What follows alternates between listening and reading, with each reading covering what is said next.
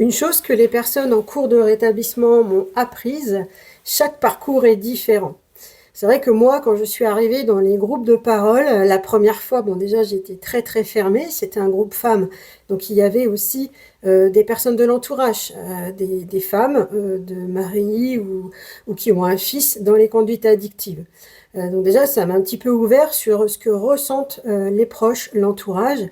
Et puis, au fur et à mesure de mes implications dans les groupes d'entraide, les formations que j'ai pu faire, puis aller travailler dans un centre d'addictologie, donc je travaille là depuis bientôt 7 ans en addictologie, j'ai appris que tous les parcours étaient différents au fil du temps, au fil de tout ça, du côté expérientiel, donc dans les groupes d'entraide, mais aussi dans les centres, les personnes qui venaient pour obtenir de l'aide.